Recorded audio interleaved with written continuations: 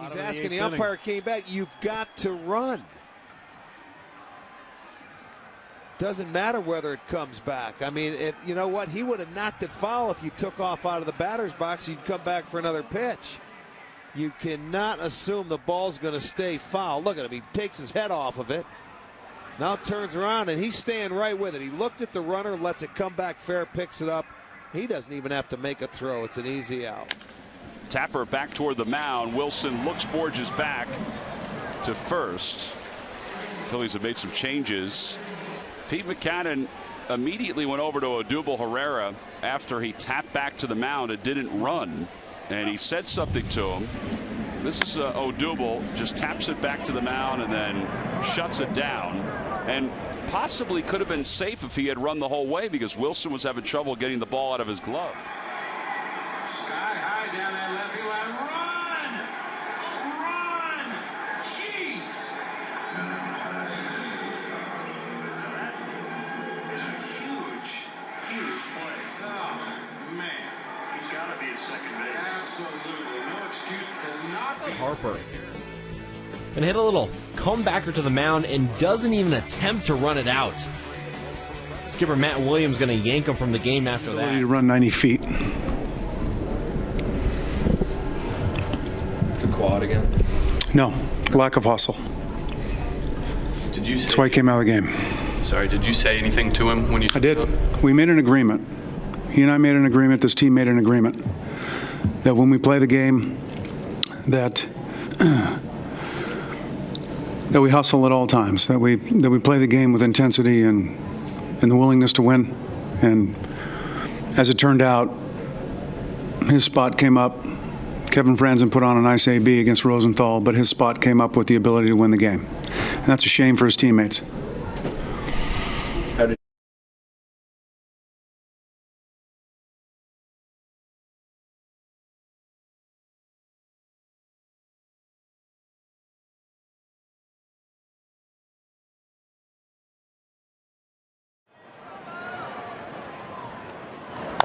And a bouncing ball over the head of Collins, and Abreu unable to barehand it.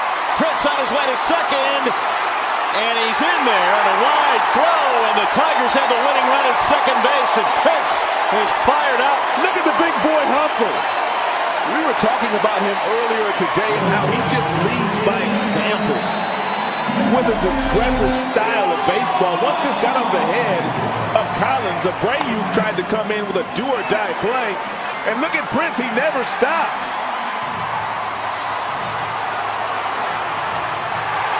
Coming in hot. Elevated fastball.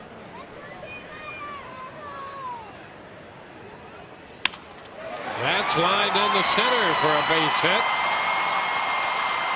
The Rays have a base runner, and here's Kiermaier headed to second and safely in. Wow. Kiermaier aggressively running that into a double. How about that? I mean, that's maybe the most impressive one to date. You're always looking to take the extra base. You go back to the pitch, which was an elevated slider, not good. But then watch this. He reads it and says, I'm doing it. Adam Jones got a little bit. But it came back over the plate, and Francisco plugs the gap in left center field. Pilar cuts it off with a backhand. Here's the throw. Lindor slide. He's out. No! A safe call! Wow. I'll tell you what, Lindor looked like he thought he missed. The 1-2 pitch on the way. Pulled on the ground to the hole. Plugging it up and unable to pick it is LeMahieu. And when the ball dies on the grass, Gordon is into second base safely. Oh, is that an exciting play? Gordon needed. Give him an inch and he'll take 90 feet. So LeMahieu slaps, overruns it. Gordon sees the ball is unattended and beats the throw by LeMahieu to second base. So an infield double with 2 out. Dodgers now have the tying run, and Yasiel Puig will be.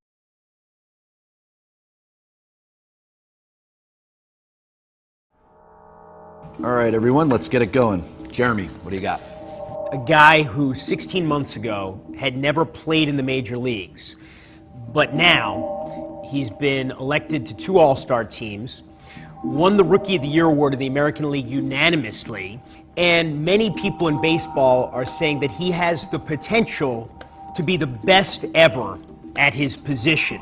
Where was he a year and a half ago? That's the thing that makes Evan Longoria in a lot of ways so special. I mean, he really did come out of nowhere in a sense. Not only was he not drafted out of high school, not only was he not recruited by a single Division I baseball program, he was barely recruited by Division III, which doesn't award scholarships. What changed for him? Well, he'll tell you the most important thing that changed for him was his mental maturation.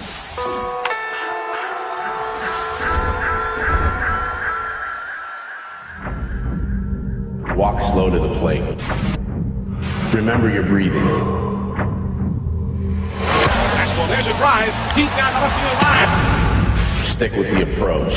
Keep the routine going. Takes that one to left field. That is deep. Way back. Get into the game. Don't worry about the result. Deep to left field. How far is this one going to go? Evan Longoria with a monster blast. What goes on in the mind of Tampa Bay Rays third baseman Evan? Yeah, when you're wondering what's going on, you're wondering, can you play at this level? Right.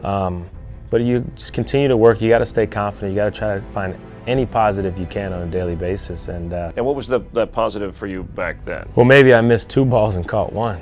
Okay. You fail 7 out of 10 times, people think you're great. So it's definitely a game you have to learn to control your emotions. And I'm still trying to do that. Well, I think first, I've been in a lot of them. Fortunately for me, fortunately for our team, we've been in a lot of postseason games. So I think the biggest thing is you just try not to put too much pressure on yourself. I think the more pressure you put on yourself, the quicker things get. I think you just try to be calm. It doesn't mean you're going to be successful. I've failed a lot more times than I've succeeded, but I'm not afraid to be in those situations. When I talk to people, they assume when you have a game, you show up at 6:30. You jump rope and then you go out there and play. But I work extremely hard, and not only during the season but the off season as well. I hate excuses. I don't want to hear them. I don't make them. In my opinion, you either play or you don't. And if you play, no one wants to hear about what's bothering you. But I've taken a lot of pride in going out there every day and doing my job. I know that there's a lot of people that have much more talent than I do throughout the course of my career, not just now. Throughout the course of my career, and I can honestly say I don't think anyone played harder. I don't. Maybe just as hard, but I don't think anyone had more of an effort.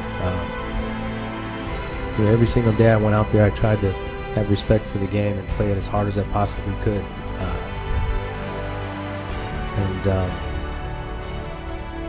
I did it here.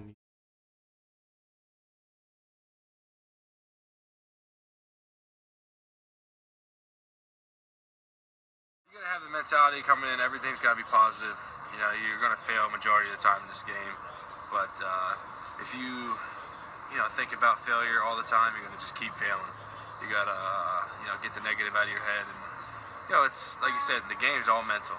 You go through a grind and you're 0 for 8, 0 for 9, and you're telling yourself what's going wrong, something's wrong, and you could go to your coaches and start tinkering with your swing. Yeah, you start changing your swing. Let's go to the video. A lot of stuff runs through your head, but you just got to stay positive, and I think the coaches here do a good job of just feeding positive mentality. Billy does a good job on that, and here everything's positive, no negative in the clubhouse, and that's good for us. Caught out in second by Pedroia. He's too small. What a play! He doesn't have any bat speed. There's a high drive, left field by Pedroia. I don't have any power. Pedroia has gone deep in consecutive at-bats against Kazmir. I can care less what they think. Who's doubting you now? There's always people, man. People are crazy. People always have their opinions. I'm not the biggest guy, not the strongest guy, but I'm going to play the game how I want to play it, and if you don't like it, then you'll start to like it.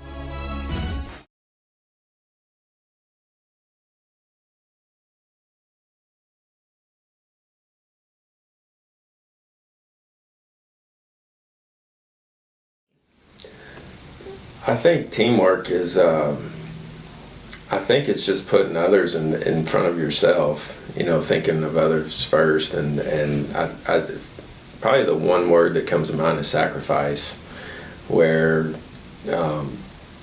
for a team to work, you have to put the good of others in front of your own. And they just, sometimes when people put together a team, they just want the talent. Give me the talent. Give me all, the best talent there is. And it becomes more about the person themselves than it is about the team.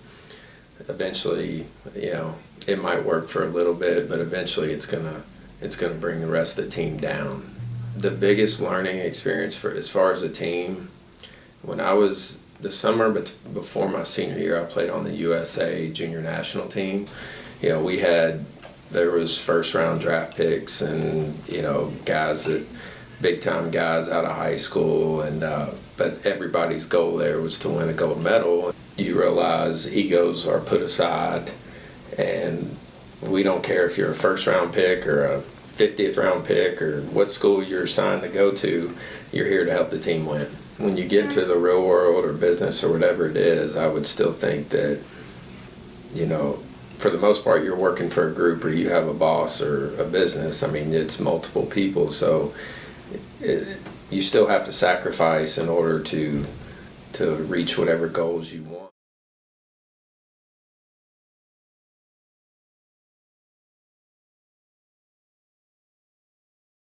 Thanks, Victor. Well, how do you best describe, you've been in so many different teams and many levels, what this team is going through right now and the confidence you guys are showing?